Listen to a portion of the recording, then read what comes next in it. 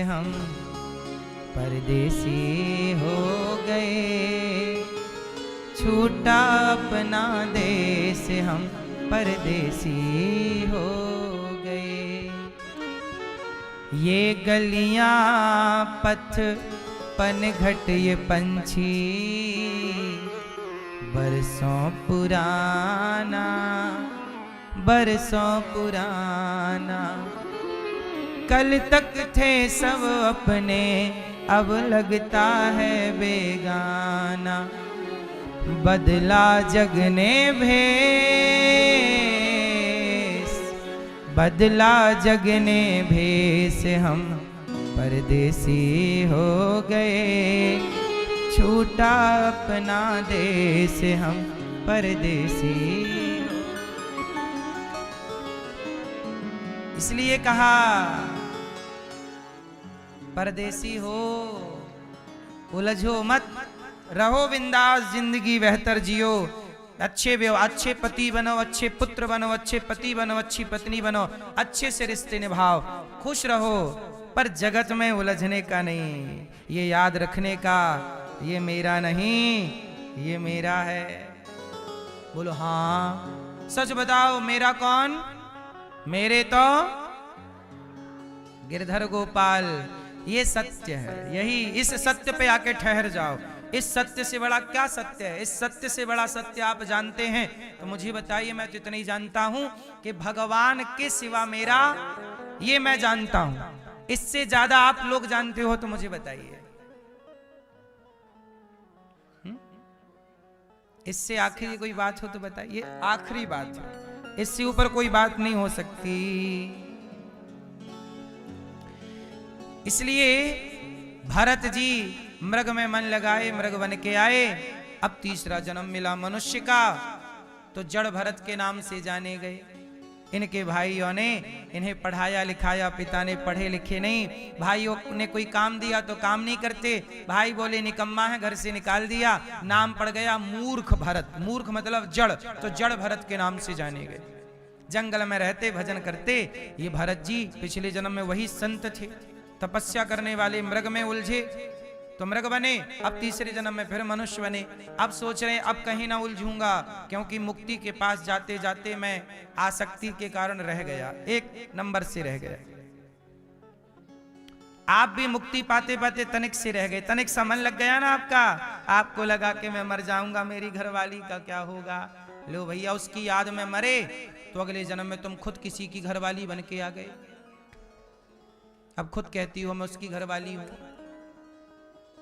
यही चक्कर चल रहा है। अब तनिक सा मरते समय ध्यान भगवान का करते तो किसी की घरवाली ना बनना पड़ता। मैया बोलती हैं हम बड़े दुखी हैं, तुम मन लगाई हो जगत में तो दुखी रहोगी। इसलिए हमारी मैयाओं का पेट फिर भी जल्दी भर जाता है। इसलिए बुढ़ापे में मैयाओं का सिर कैसे हिलता है? क्यों बुढ़ापे में मैयाओं का, स्त्री का सिर कैसे हिलता है?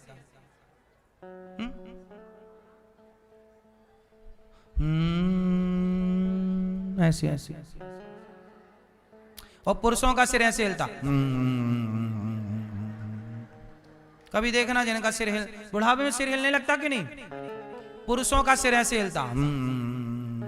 क्यों? और स्त्रियों का क्यों?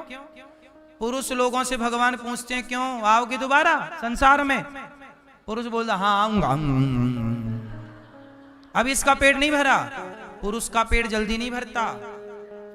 पुरुष के मुक्ति पाने में बड़ा लंबा टाइम लग जाता है। पुरुष मुक्ति के निकट नहीं पहुंच पाता। इसलिए कहता हूं पुरुष की मुक्ति देर से होती है। यदि चिंतन ठीक ठाक है तब तो हो जाएगी, वरना क्योंकि पुरुष के मन में बड़ा कुछ, पुरुष के मन में क्या रहता है? पुरुष के मन में दो चीजें रहती हैं, एक धन और दूसरा भोग। पुरुष चार चार ब्याह करते थे पहले।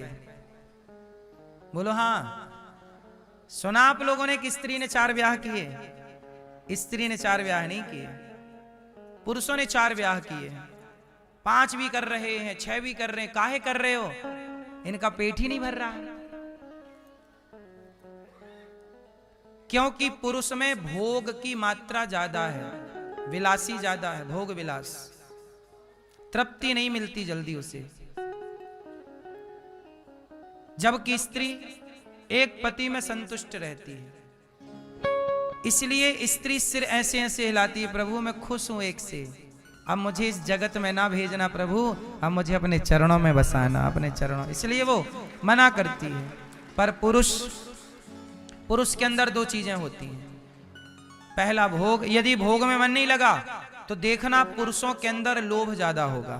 बूढ़े हैं फिर भी रुपया गिन रहे हैं, फिर भी पैसे, पैसे पैसे पैसे। बुढ़ापे में पैसा ज्यादा पकड़ लेता है, बुढ़ापे में। ये बात सही है कि गलत है? और जिन्हें भोग ने नहीं पकड़ा और पैसे ने नहीं पकड़ा, समझ लो उन पर भगवान की कृपा है, फिर उन्हें भगवान ने पकड़ लिया और उन्हीं की सदगति होती है। जिन पुरुषों ने भोग से और धन से मन हटा के प्रभु, और ये तब होगा जब अभी से लगाओगे मन भगवान, तब बुढ़ापे तक परिणाम तुम्हें दिख जाएगा, वरना तुम्हें ऐसे नचाएगी माया के नाचते नाचते मर जाओगे। इसलिए जिन पर भगवान की कृपा है, ना उनका मन भोग में लगेगा, ना तो उनका मन धन में लगेगा। तो ये बात सबके लिए नहीं है। यदि मन प्रभु में लग गया तब तो मुक्ति निश्चित है, वरना धन और स्त्री में लगे लगे गति बिगड़ जाएगी। और स्त्रियों का मन कहां लगता है? स्त्रियों का मन कहां लगता है मरते समय, बताओ कहां लगता है? स्त्रियों का मन ज्यादा लगता है बेटी में, बेटा में, पोता में, पोती में, नाती पंती, मेरा पोता, मेरा नाती, मेरा बेटा, मेरा बेटी। स्त्रियों का मन इन्हीं में लगा रहता है और इन्हीं में लगे लगे मर जाती हैं, तो मोक्ष के फिर करीब रह गई, एक नंबर से रह गई। इसलिए कहता हूं मरते समय बिल्कुल फ्री रहना सब लोग, सारी जिम्मेदारियां पूरी कर लो, अभी समय रहते सबसे चित्त हटा लो, सबसे चित्त हटाकर मन भगवान में ऐसे लगाओ कि अब कहीं रहो, एक भगवान के सिवा कहीं ना मन जाए, और उन्हीं का चिंतन करते प्राण निकले। फिर ना तुम्हें पिंडदान की जरूरत पड़ेगी, ना तो श्राद्ध की जरूरत पड़ेगी, ना कोई खटकर्म की जरूरत पड़ेगी, क्योंकि चित्त भगवान में लगा तो सीधी गति होगी। फिर कोई पिंडदान करे या फिर कोई तुम्हारे नाम से कुछ करे ना करे। इसलिए मरते समय मैया सावधान। सही है कि गलत है? अब मरते समय भी आप लोग ना जगत से उलझे रहते हैं। चलो, भरत जी ने तीसरा जन्म पाया मनुष्य का, और उन्होंने राजा रहुगण को उपदेश किया, राजा रहुगण की पालकी संभाली और दिव्य ज्ञान देकर के उनके अज्ञान का नाश किया। एक बार 28 प्रकार के नरकों का वर्णन सुखदेव भगवान ने सुनाया, और अजामिल जैसे पापी की कथा हुई, नाम के बल पर गया। अच्छा, प्रहलाद जी भगवान के एक भक्त हुए। प्रहलाद जी भी 5 साल के, प्रहलाद जी के पिता। अच्छा, प्रहलाद जी पे बड़ा संकट है। अच्छा, प्रहलाद जी का दुश्मन कौन बन गया? प्रहलाद जी के दुश्मन कोई और नहीं बना, उनके पिता। पिता ऐसे दुश्मन। परीक्षित जी ने पूछा सुखदेव जी से कि पिता दुश्मन क्यों बन गया? भाई पिता तो पालक होता है, बच्चे की देखरेख करने वाला, फिर प्रहलाद के दुश्मन पिता कैसे? तब बात बताए कि प्रहलाद जी भक्ति करने लग गए, हरि हरि कृष्ण कृष्ण नारायण नारायण जपने लगे। तो ये बात हिरण्यकश्यपु को बिल्कुल पसंद नहीं थी। हिरण्यकश्यपु ये नहीं चाहता था कि मेरे बच्चे भक्ति करें, मेरे गांव में, मेरे नगर में, मेरे राज्य में कोई भक्ति ना करे, ना वो यज्ञ होने देता, ना पूजा होने देता। बोले नारायण की कोई उपासना नहीं करेगा। पर प्रहलाद जी के अंदर तो परीक्षित जी ने कहा कि जब हिरण्यकश्यपु इतना दुष्ट राक्षस है, किसी को भजन नहीं करने देता, तो उसी के घर में भक्त कैसे पैदा हो गया? तब भक्त कैसे पैदा हुआ उसकी कथा सुनाई परीक्षित जी को सुखदेव जी ने। सुनो परीक्षित, ऐसा हुआ एक दिन कि हिरण्यकश्यपु तपस्या करने गया, और तपस्या करने जब गया तो जहां बैठा वहां पर एक पेड़ की डाल पर एक तोता आया, और तोता के बोला नारायण नारायण। तो हिरण्यकश्यपु के कान में क्या चला गया? नारायण। तो हिरण्यकश्यपु बोला किसने तो मेरे दुश्मन का नाम ले लिया, तोते ने। तो हिरण्यकश्यपु बोला आज का मुहूर्त अच्छा नहीं है तपस्या के लिए, वापस घर आ गया। पत्नी कयाधु ने कहा कि स्वामी जल्दी आ गए। बोले क्या करूं, मैं जाके बैठा था, वो एक तोता आया, बोला नारायण नारायण, मेरे दुश्मन का नाम ले लिया। कयाधु भी बड़ी भक्त थी, कयाधु भगवान को जानती थी, भक्त थी, पर हिरण्यकश्यपु के आंखों में घमंड का पर्दा पड़ा था, अभिमान का पर्दा था। कयाधु ने पहली बार अपने पति के मुंह से नारायण का नाम सुना। पत्नी पानी लेके गई, स्वामी जी क्या कहा आज तोते ने? बोला नारायण नारायण बोला। फिर पानी के बाद भोजन लेकर गई, क्या कहा तोते ने? नारायण नारायण बोला। फिर दूध का गिलास लेकर गई, क्या कहा तोते ने? नारायण नारायण। आज पत्नी कयाधु ने दिन भर अपने पति से क्या बुलवाया? स्वामी जी क्या कहा था तोते ने? नारायण नारायण। कयाधु उसी रात कयाधु गर्भवती हो गई। नारायण नारायण का स्मरण चल रहा था और गर्भाधान हो गया। नारायण का स्मरण करते हुए गर्भाधान हुआ, इसलिए नारायण का भक्त पैदा हो गया। इसलिए कहते हैं हमारे सनातन में विवाह कोई भोग विलास का काम नहीं, विवाह एक संस्कार है। हमारे यहां विवाह क्या है? क्या है? 16 संस्कारों में कौन सा संस्कार है विवाह?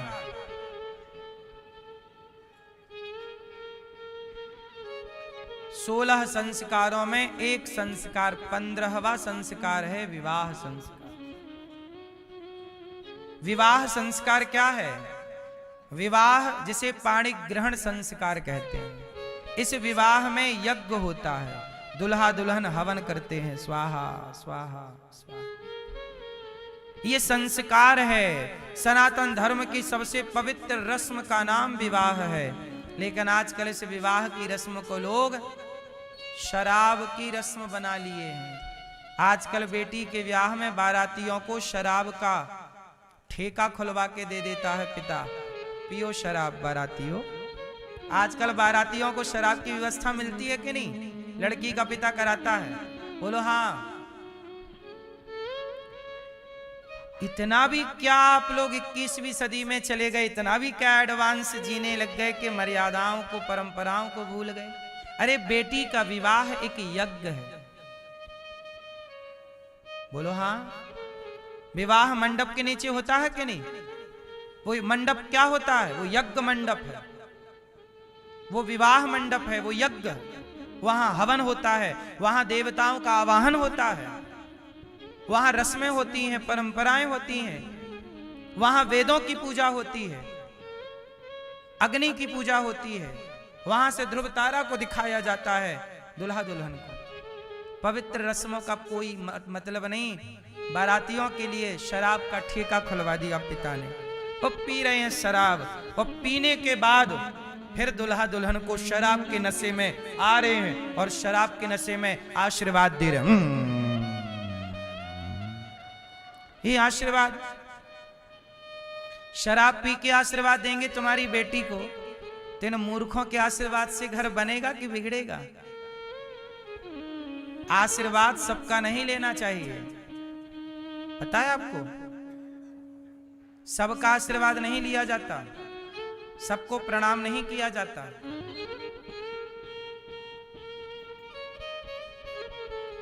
क्योंकि प्रणाम जिसे हम करते हैं उसके गुण हम में आए, इसलिए प्रणाम करते हैं। और प्रणाम हमेशा श्रेष्ठ जनों को, श्रेष्ठ उम्र से बड़ा नहीं, जो आचरण से श्रेष्ठ है, विचारों से श्रेष्ठ है, जिसके आचरण हमारे भीतर आएंगे तो हमारा कल्याण होगा, उसे प्रणाम करना चाहिए। अब ये शराब के नशे में तुम्हें आशीर्वाद दे रहे हैं, इनके आशीर्वाद से क्या होगा? इन्हें खुद का होश नहीं और आशीर्वाद दे रहे हैं छोरी छोरा को, दुल्हा, और ये गिर रहे हैं आशीर्वाद देते हो, ज्यादा पी रखी है। तो मैं हर पिता से पूछ रहा हूं कि आपने अपनी बेटी का विवाह किया था कि शराबियों की फौज इकट्ठी की थी?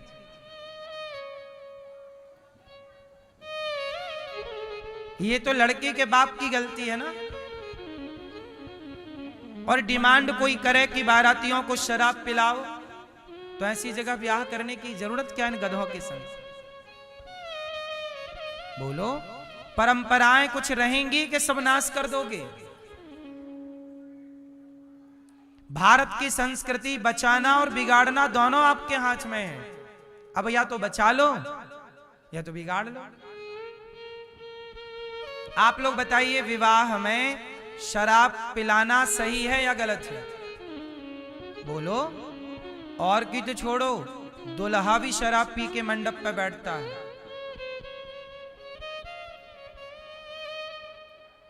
ये भी तो गलत है। दुल्हा नारायण का स्वरूप माना जाता है और दुल्हन लक्ष्मी का। जब दुल्हा दुल्हन लड़की मंडप के नीचे बैठते हैं तो माँ बाप भी कन्यादान करते हैं, पांव पूजते हैं। दुल्हा दुल्हन के पांव पूजे जाते हैं कि नहीं? क्यों? क्यों? क्योंकि उस समय वो लड़का लड़की नहीं है, उस समय वो लक्ष्मी नारायण के रूप में पूजते हैं। वो उस समय लक्ष्मी नारायण का भाव है कि ये भगवान है।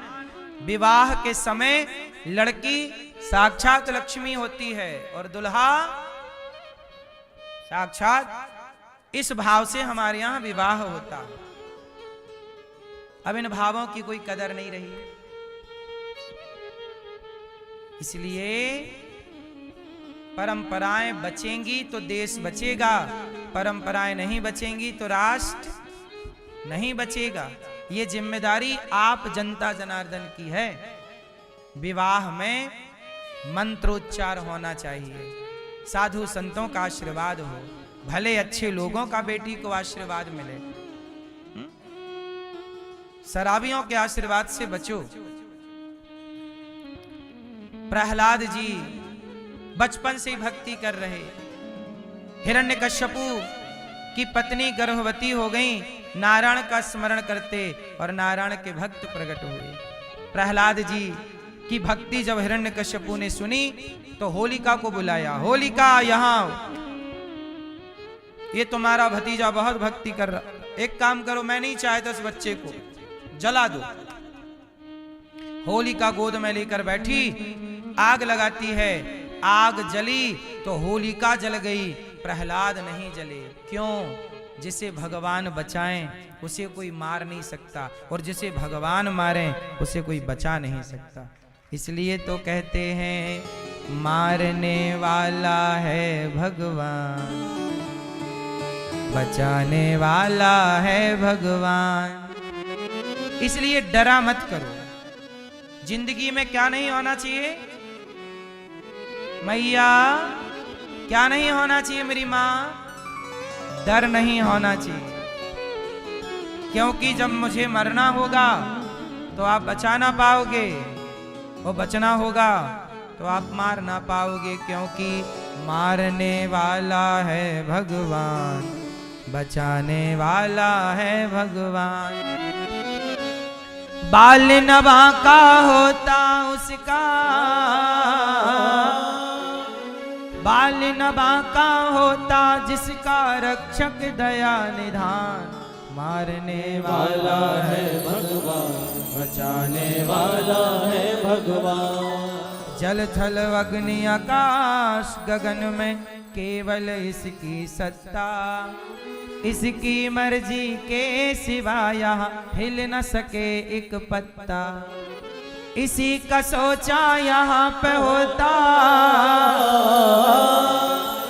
इसी का चाहा यहाँ पे होता, इसी की शक्ति महान। मारने वाला है भगवान, बचाने वाला है भगवान। प्रहलाद जी को होलिका मारना चाहिए, बच गए। हिरण्यकश्यपु ने पहाड़ से फेंका, बच गए। सांपों से डसवाया, बच गए। जहर दिया, बच गए। हिरण्यकश्यपु थक गया, मार ना पाया, पढ़ने भेज दिया। हिरण्यकश्यपु ने प्रहलाद जी को पढ़ने भेजा, तो पढ़ने जब गुरुकुल गए तो गुरुकुल के बच्चों ने कहा, प्रहलाद जी ये आपके अंदर भक्ति कैसे आई? तब कहा कि मेरी माँ ने सत्संग किया, नारद जी ने मेरी माँ को बहुत ज्ञान दिया, इस ज्ञान से मुझे भक्ति प्राप्त हुई और मैं जान गया कि भगवान ही इस धरती में सर्वे सर्वा हैं, वही सब कुछ है। हिरण्यकश्यपु मेरे पिता हैं, वो मुझे मारते हैं। तो मित्रों ने कहा कि कल को तुम्हें मार डालेंगे तो प्रहलाद जी बोले नहीं, मारने का प्रयास तो बहुत किया, क्या मैं मर पाया? अच्छा एक बात बताओ, भगवान पे भरोसा होना चाहिए कि नहीं? कितना? आप लोगों को कितना भरोसा है? जितना है बताओ, कितना भरोसा है आपको? इतना इतना इतना बहुत। कितना भरोसा है भगवान पर? कितना? पूरा है भरोसा, मेरी हार नहीं होगी। भगवान पे कितना भरोसा होना चाहिए? पूरा। आपको है? सच बताओ।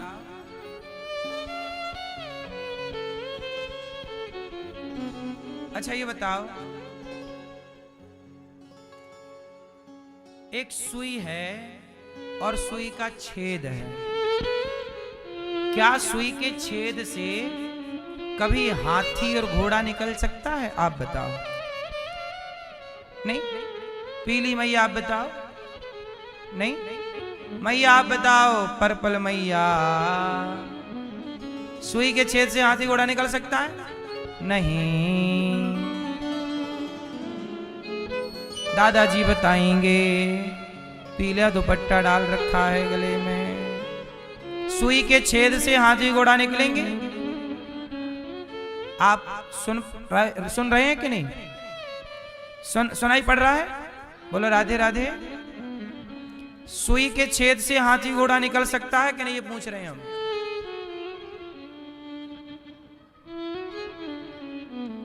टोपा वाले दादाजी से पूछो,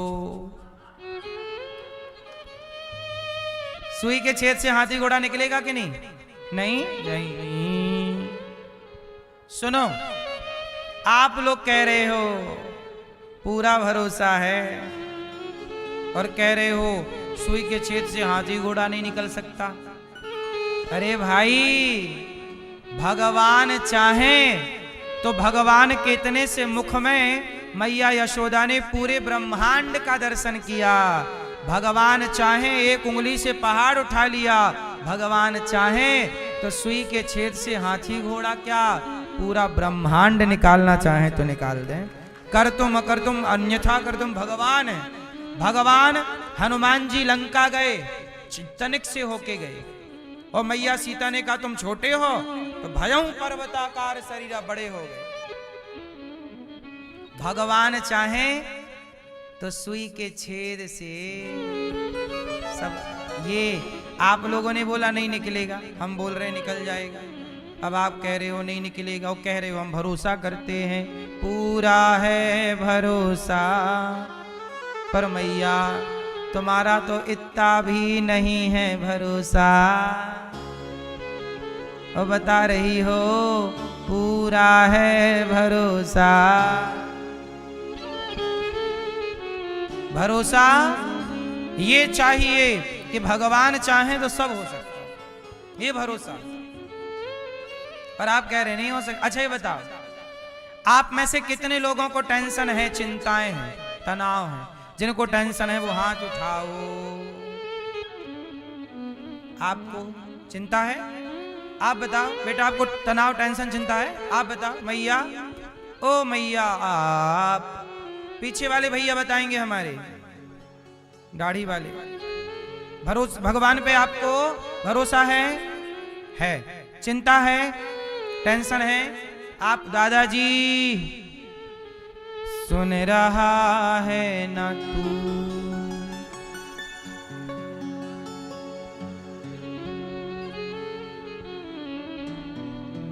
या नहीं सुन रहे हैं आप? सुनो, आपको चिंता है भैया, टेंशन? आपको दादाजी, टोपा वाले दादाजी को है टेंशन है ना, चिंता है? दादाजी कह रहे हैं चिंता है, और अभी कह रहे थे भरोसा है, सब है। अब ऐसा करो, अपना मुंह फुलाओ, ठहाका लगाओ, हा हा हा हा हा। अब ये दोनों काम एक साथ करो। क्या मुंह फुलाना, ठहाका लगाना दोनों काम एक साथ हो सकता है? बोलो हाँ कि ना? नहीं ना। आप कह रहे हैं कि भगवान पे भरोसा है, और दूसरी तरफ कह रहे हैं चिंता है। यदि भरोसा है तो चिंता किस बात की है? और चिंता है इसका मतलब भरोसा नहीं है। जब भरोसा है पूरा तो चिंता का है कि फिर है ना, ये हमारे ठाकुर जी करेंगे। क्यों घबराऊं मैं, मेरा तो शाम से नाता। जब नाता है क्यों घबराए? भरोसा मतलब चिंता फ्री है। छोटा बच्चा माँ बाप के भरोसे चिंता मुक्त है कि नहीं? क्योंकि उसे पूरा भरोसा है कि मेरी माँ है, मेरा बाप है। जैसे बच्चे टेंशन फ्री हैं माँ बाप के भरोसे, ऐसे जो भगवान के भरोसे चिंता मुक्त है, चिंता मुक्त को समझा जाएगा कि भगवान का भरोसा रख रहा है। चिंता है तो भरोसा, चिंता है मतलब भरोसे की कमी है। काय का चिंता, काय की टेंशन? जिएंगे जिलाएंगे तो जिएंगे, मारेंगे तो मरेंगे, टेंशन में क्यों रहें? भरोसा है। बोलो। प्रहलाद जी किस पर हैं? पूरा है भरोसा। हिरण्यकश्यपु आ गया, कहां है तेरा भगवान? प्रहलाद जी बोले सब जगह। क्या इस खंबे पर है? हाँ। और जो खंबा पे प्रहार हिरण्यकश्यपु ने किया, खंबा टूट गया। खंबा टूटा। प्रहलाद जी ने कहा था भगवान खंबे पर हैं। हिरण्यकश्यपु ने तोड़ कर देखा, है तो दिखेगा। तोड़ा तो प्रहलाद की बात झूठी ना पड़ जाए, प्रहलाद के वचन को सत्य करने के लिए खंबा चीर कर नरसिंह भगवान प्रकट हो गए। बोलिए नरसिंह भगवान की। क्यों प्रकट हुए? कि मेरे भक्त का वचन झूठा, तो भगवान भक्त के वचन की रक्षा करते हैं। मैया तुम भी खंबा तोड़ने चली मेरी माँ? तोड़ के देखोगी? हाँ। जा रही हो मेरी माँ? टाटा, जाओ जल्दी आना।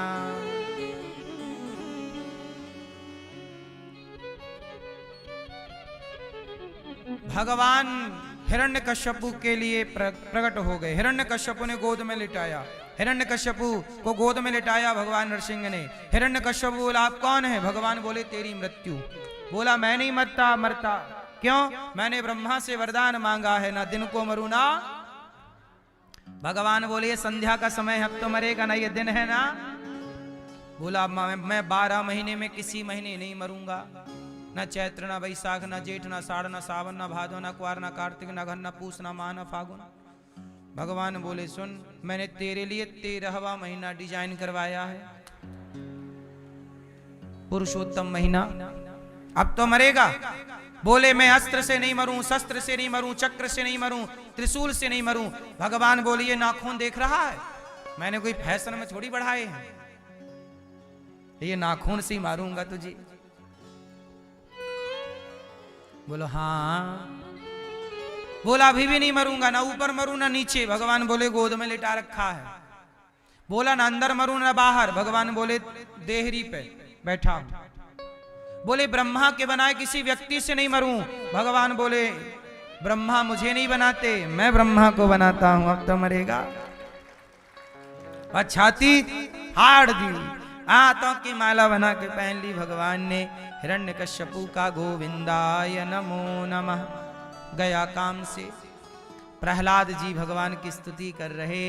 ब्रह्मादयः सुरगणा मुनयोत सिद्धा सत्वैकतानमतयो वचसां प्रवाहै नाराधितुं पुरुगुणैरधुनापि विप्रुः किं तोष्टुमर्हति समे हरिरुग्र जाते।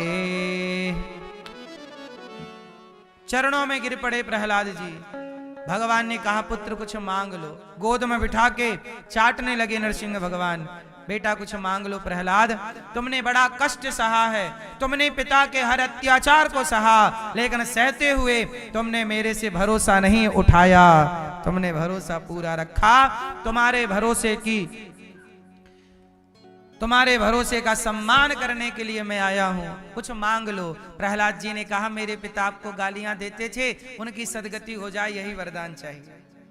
भगवान बोले जिनके पुत्र तुम हो, ऐसे पिता की कभी अधोगति नहीं हो सकती, परम गति होगी, चिंता ना करो। हिरण्यकश्यपु भगवान का चिंतन कर ना पाया, पर प्रहलाद के पुण्य से तर गया। भगवान ने प्रहलाद जी से कहा तुम कुछ और मांग लो। प्रहलाद जी ने कहा प्रभु कभी कुछ मांगने की इच्छा ही ना हो। देखो भगवान से, अच्छा आपको कभी मौका मिलेगा भगवान से कुछ मांगने का, तो क्या मांगोगी? मैया आप क्या मांगोगी? मेरी माँ, ये मैया चश्मा वाली मैया है, पीली मैया आप क्या मांगोगी? मेरी मां। भगवान से कभी मांगने का मौका मिला तो बताओ ना मेरी मां। मैया कुछ मौका मिला मांगने का, भगवान आगे चलो मांग, पुत्री मांग, क्या चाहिए, क्या मांगोगी? हैं 5 घर हैं? नहीं ऐसे कह रही हो 5 घर नहीं? हाँ, भगवान से क्या मांगना, भगवान से कभी मांगना हो तो भगवान से भगवान को ही मांग लीजिए। प्रभु आप मिल गए, आप सदा मिले रहें, आपका ये दर्शन होता रहे, और क्या चाहिए? भगवान मिल गए और क्या चाहिए? इसलिए कहते हैं मंदिर जाया करो तो स्वार्थ लेके ना जाया करो। आजकल लोग मंदिर जाते हैं बिल्कुल भिखमंगे बन के, हे भगवान ये दे दो वो दे दो, ये दो। कभी कभार मांग लिया बात ठीक भी है, रोज ही मांगते रहते हो। पहले ये मांगा, ये मांगा, ये मांगा, ये मांगा, ये मांगा, ये, तुम्हें शर्म भी नहीं आती?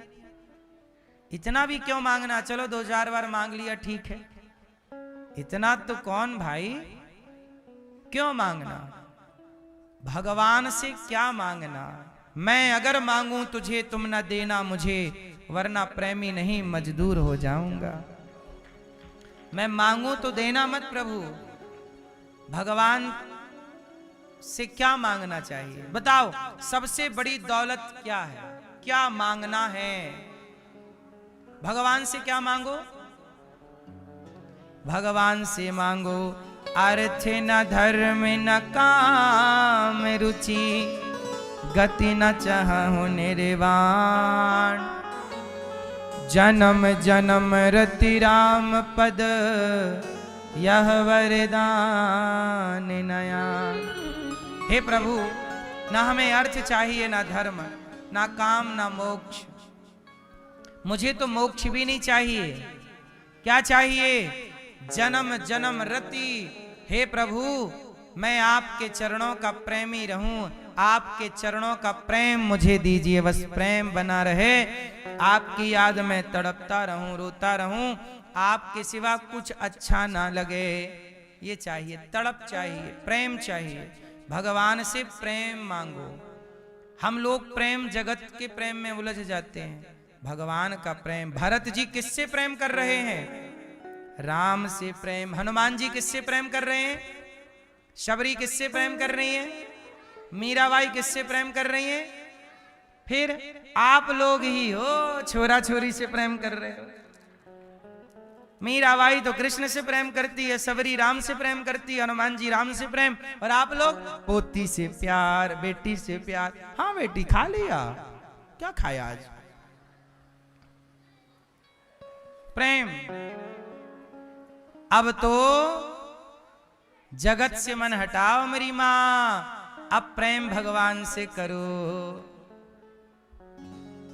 नहीं करना चाहिए प्रेम, संसार सी करते करते मर जाएं।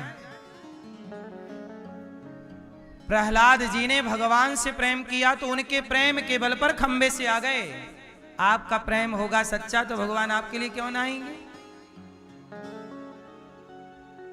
हाँ, प्रहलाद पर कृपा की। एक बार हाथी ने बोला, हाथी का पांव मगर ने पकड़ लिया। एक बार हाथी का पांव किसने पकड़ा? एक हाथी था गजेंद्र उसका नाम, पानी में नहाने गया, मगर ने पकड़ लिया पांव। अब हाथी ने बड़ा छुड़ाया, मगर ने नहीं छोड़ा। हाथी समझ गया कि मैं अंदर चला जाऊंगा, सबको बुलाया। हाथी की हथनी आ गई, पत्नियां सूंड से सूंड मिलाई, खींची, बेटा आए। बड़ा लंबा चला युद्ध, हथनियां थक गईं। हथनियां बोली स्वामी या अंदर ही चले जाओ पूरे, या बाहर ही निकल आओ। ना हाथी अंदर आ रहा ना बाहर। अब हाथी ने देखा पत्नियां भी थक गईं तो चरने चली गईं जंगल। हाथी की बच्चे भी हाथी के, कितना जोर लगाएं, सब चले गए जंगल। अब हाथी अकेला। तब हाथी ने पुकारा, ओम नमो भगवते तस्मै यद एतच्चिदात्मकं पुरुषायादि बीजाय परेशाया विधीमहि। हे प्रभु, जिस परिवार के लिए मैं आपको भूला बैठा था, आज मेरा संकट आया तो मेरा परिवार छोड़ के चला गया। हे नाथ मेरी रक्षा कीजिए, मैं संकट में हूं। हाथी ने, ये कौन बोल रहा है? हाथी। धन्य है मेरे भगवान, इंसानों की तो छोड़ दो, हाथी की पुकार भी सुन लेते हैं हमारे भगवान। ऐसे दयालु राम है, ऐसे दयालु भगवान। उनको भुला के आप किसे पुकार रहे हो? हाथी ने सबको बुलाया। जब आपके पास माल होगा ना तो सब लोग सुनेंगे। आराम के साथी क्या क्या,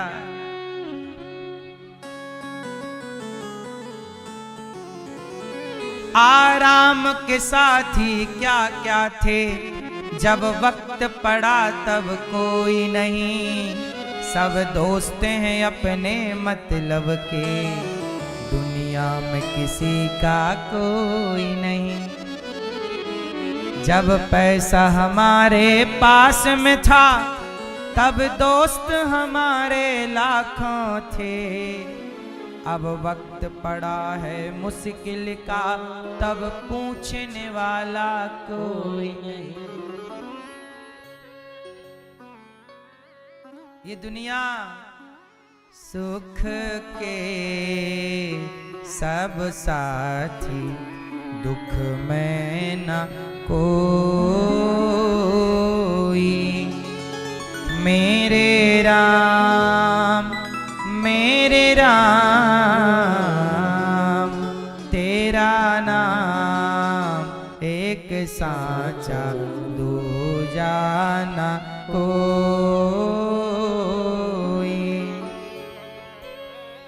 सुख के सब साथी हैं। हाँ, जीवन आनी जानी छाया, झूठी माया झूठी काया। फिर काहे को सारी उमरिया,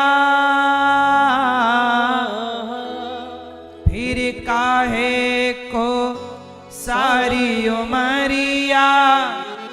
पाप की गठरी ढोई, सुख के सब साथी, दुख में न को।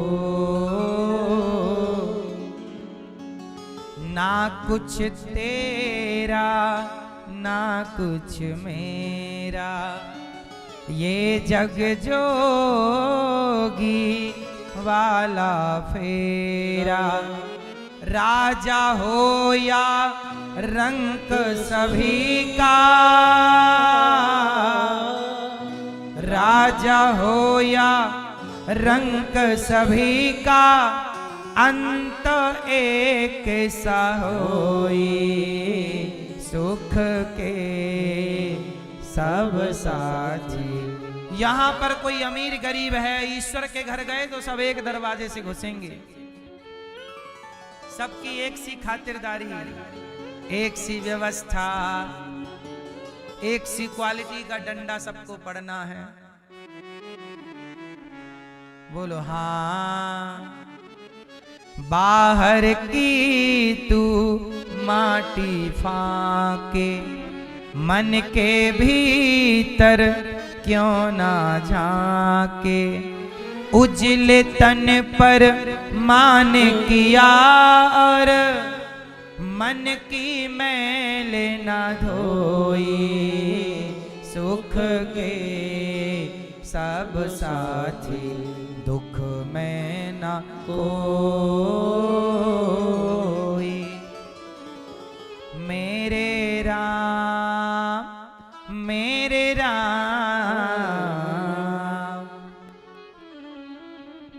मैया हाथी ने पुकारा, कोई ना आया। तब सूंड उठाई, कमल का पुष्प लगा था, तोड़ के कहा प्रभु अब कुछ नहीं है। पुष्प समर्पित किया, भगवान श्री हरि प्रकट हो गए, भगवान विष्णु। और हाथी के लिए उसे निकाला। मगर निकला तो मगर का सिर सुदर्शन चक्र से खंडित किया, और हाथी के लिए भगवान ने हरि अवतार धारण किया। बोलिए हरि भगवान की। हाथी का उद्धार हुआ, हाथी पर कृपा, मगर का उद्धार हुआ। ये हाथी पिछले जन्म में एक राजा था, जिसे श्राप मिला था, शाप मिला, और जिसके कारण आज गजेंद्र जो है द्रवण देश के राजा इंद्रद्युम्न थे पूर्व जन्म में। अगस्त मुनि के शाप के कारण इनकी ये हालत हुई, हाथी बनना पड़ा, संत का अपमान किया। आज भगवान के द्वारा मुक्ति मिली। भगवान हाथी की पुकार भी सुनते हैं, इसलिए रोज कहा करो प्रभु हम आपके, आप हमारे। हे नाथ मैं आपको कभी भूलू नहीं। बोलो हे नाथ मैं आपको कभी भूलू नहीं। एक बार समुद्र मंथन हुआ। समुद्र मंथन पर भगवान ने धनवंतरी कश्यप मोहिनी 3 अवतार लिए और देवताओं को अमृत पिलाया, राक्षस वंचित रह गए। एक बार राजा बलि यज्ञ कर रहे थे, 100वां यज्ञ। तब भगवान यज्ञ को रोकने के लिए, क्योंकि 100 यज्ञ जो कर लेगा वो इंद्र बनेगा, तो जो इंद्र पहले से है वो व्यवस्था बिगड़ जाएगी, तुम्हें बाद में इंद्र बनाएंगे, इसलिए बाद में बना। अब वो मान नहीं रहे थे राजा बलि मैं अभी बनूंगा। तब उनके यज्ञ को रोकने के लिए वामन भगवान आए और राजा बलि से 3 पग भूमि की याचना की, भिक्षाम देहि। राजा बोले क्या चाहते हैं? 3 पग भूमि। अरे ज्यादा ले लो। नहीं नहीं नहीं 3 पग हो जाएगा। ठीक है। दुर्वासा इनके गुरु शुक्राचार्य जी ने रोका, रुको रुको बलि, ये वामन नहीं 53 है, ये विष्णु है, छलिया बन के आया। राजा बलि बोले कि प्रभु जिन भगवान से सारी दुनिया हाथ पसारे मांगती है, आज वो भगवान मेरे द्वार पे मांगने आया है, मैं दूंगा तो जरूर। क्या चाहिए? 3 पग भूमि। ठीक है। भगवान बोले मैं अपने पग से नापूंगा। हाँ हाँ आपके तो 5 छोटे छोटे। और भगवान ने संकल्प लिया, विराट रूप बनाया अपना, और पहले पग में पाताल नाप लिया, दूसरे पग में सत्यलोक, तीसरा पग कहां धरें? राजा बलि बोले प्रभु मुझे नापा है, अब मेरा अपना शरीर नाप लीजिए। आज से मैं आपका। राजा बलि के मस्तक पर पांव रखा। धन बड़ा होता है कि धन का मालिक? मालिक का भी तो महत्व है, मालिक से ही तो धन है। बोलो हाँ। अरे आपके धन में इतनी, आपका धन आपसे बड़ा नहीं है, आप होंगे तो ऐसे कई बार ऐसे धन बना सकते हैं। बोलो हाँ। इसलिए आप बड़े हैं, आपका धन बड़ा, इसलिए अभी तक मेरा धन नापा प्रभु, अब मुझे नापो। तीसरा पग राजा बलि के मस्तक पर रखा। वामन भगवान बोले राजन मैं तुझे छलने आया, तूने तो मुझे ही छल लिया, मांग कुछ मांग। राजा बलि बोले प्रभु मैं आपका ये दर्शन करता रहूं और कुछ नहीं चाहिए। राजा बलि को पाताल का राजा बनाए और भगवान द्वारपाल बन के बैठ गए। लक्ष्मी जी बोली अभी तक भगवान आए नहीं। नारद जी बोले उन्होंने तो काम शुरू कर लिया, गार्ड की नौकरी मिल गई। राजा बलि के द्वारपाल बन गए। लक्ष्मी जी बोली राम राम राम। आए, भगवान को देखा द्वार पे खड़े। लक्ष्मी जी बोली प्रभु यहाँ क्यों आ गए? भगवान बोले मैं बिक गया। किसने खरीदा? राजा बलि के प्रेम ने, समर्पण ने मुझे खरीद लिया है लक्ष्मी जी, अब मैं यहां से नहीं जाऊंगा। भगवान भक्त के यहां काम कर रहे, राजा बलि के यहां कौन काम कर रहा है? भगवान। क्यों बिक गए? प्रेम में बिक जाते हैं ये भगवान, इसलिए भगवान बिकते हैं। आप बिकते हो? आप बिकाऊ हो? हैं?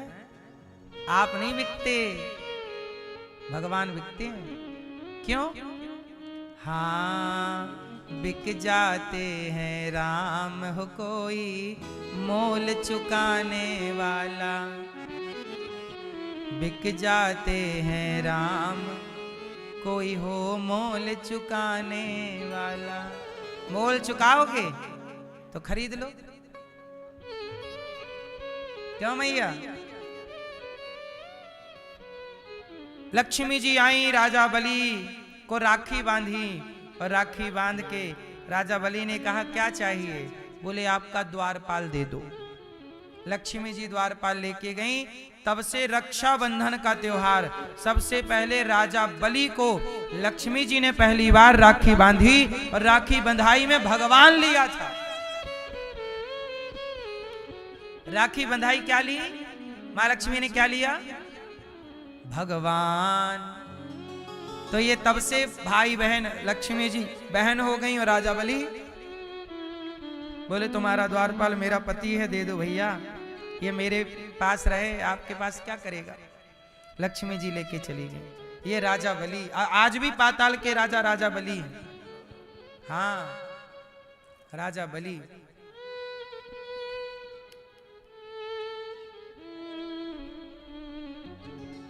राजा बलि पर भगवान ने कृपा की। एक बार भगवान ने मत्स्य अवतार, मछली का अवतार लिया,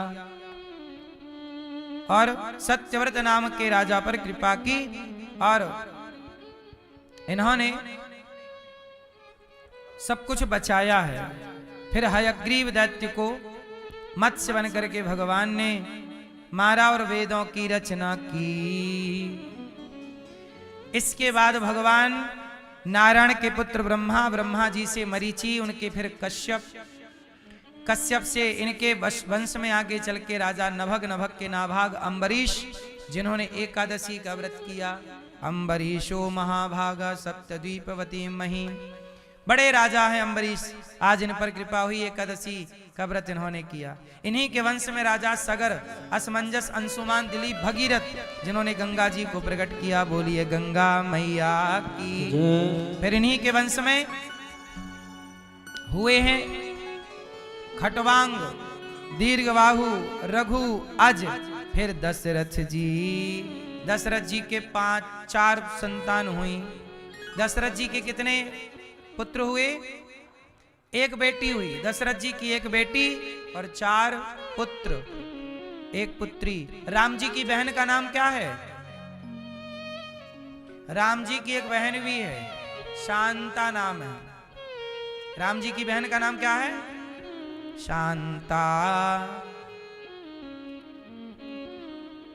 श्रृंगी ऋषि से विवाह हुआ था शांता जी का। दशरथ जी के एक मित्र थे रोमपाद, उनके कोई संतान नहीं थी, तो दशरथ जी ने अपनी बेटी दान कर दी थी अपने मित्र को, रोमपाद जी को। फिर उनकी बेटी का विवाह श्रृंगी ऋषि से हुआ। उन श्रृंगी ऋषि से, जिनके यज्ञ करने से दशरथ जी के यहाँ 4 पुत्रों की प्राप्ति हुई। तो इस तरह से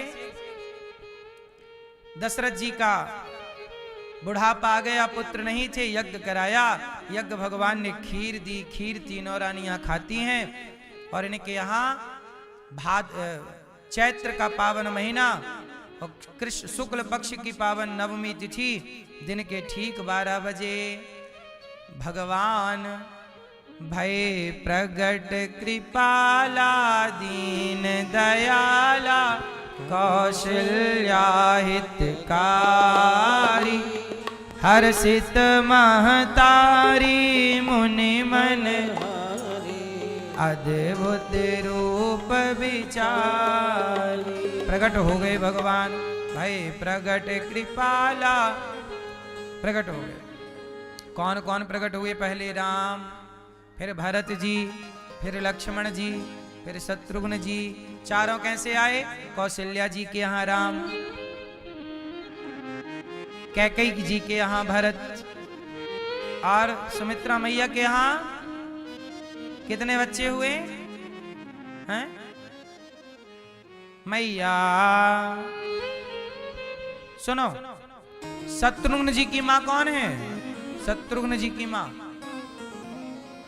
हाँ सुमित्रा मैया। सुमित्रा मैया के दो, लक्ष्मण जी और चारों भैया प्रकट है गए। चारों भैया प्रकट भये, बधाई बजी, खूब उत्सव हुआ। राम जी अब बाल लीला कर रहे हैं। राम जी थोड़ा बड़े भये, और राम जी बड़े भये तो राम जी को लेके विश्वामित्र जी चले गए। अहिल्या का उद्धार कराया। गौतम नारी शापवश, उपल देह धरि धीर, चरण कमल रज चाहती, कृपा करो रघुवीर। अहिल्या का उद्धार कराया, पत्थर पर कृपा। सुनिए,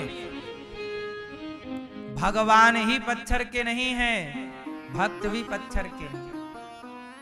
अहिल्या पत्थर की हो गई, तो जब पत्थर के भक्त को भगवान ने पत्थर से प्रकट किया, जब भक्त को भगवान ने पत्थर से प्रकट किया, तो भक्त भगवान को पत्थर से प्रकट क्यों नहीं कर सकता? आगे सीता जी के संग विवाह हुआ। राम लक्ष्मण को विवाह करके चारों भैयों का विवाह हुआ। वापस आए, राम जी राजा बनाने की तैयारी करने लगे। तब तक कैकेयी माँ ने षड्यंत्र खेला और राम जी को कर दे दिया 14 साल का वनवास। क्यों वनवास हुआ? क्योंकि कैकेयी ने मंथरा की बात सुन ली, दशरथ जी की बात पे यकीन नहीं हुआ। जो लोग दूसरों की बात ज्यादा सुनते हैं वो अपना घर बिगाड़ लेते हैं।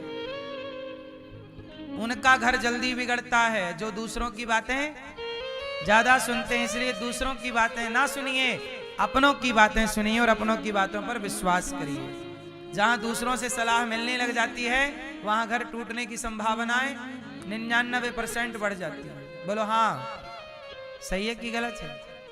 कैकेयी माँ ने मंथरा की तो सुनी, दशरथ जी की एक ना सुनी।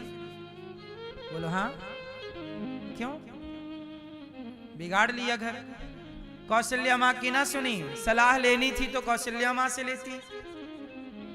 राम को बेटे को राजा बनाना था तो डायरेक्ट दशरथ जी से बात करती। ये मंथरा से सलाह लेके क्या बोलने की जरूरत थी? राम जी को 14 साल का वनवास। अच्छा, वनवास चले गए राम जी, निषाद राज पर कृपा की और केवट ने नाव में बिठाई, राम जी को पार लगाए। और इसके बाद राम जी चित्रकूट पहुंचे। भरत जी खड़ाऊ लेकर के गए हैं चरणों का दर्शन करके नंदीग्राम, और राम जी आगे गए। पंचवटी रावण सीता मैया को लेके भागा, चुरा लिया। अच्छा, सीता मैया की रक्षा किसने की? जब रावण सीता माँ को ले जा रहा था तो रावण से लड़ाई किसने की?